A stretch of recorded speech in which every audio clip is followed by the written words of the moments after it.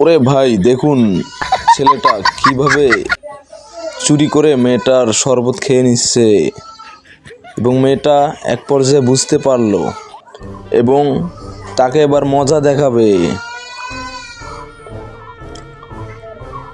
আরে আরে আরে মেয়েটা এখন কি করতেছে?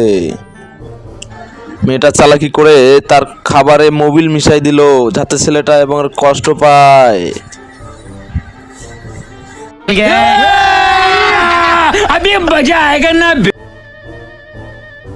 মেয়েটা অভিনয় করে আবারও খাইতে ধরলো এবং ছেলেটা বুঝতে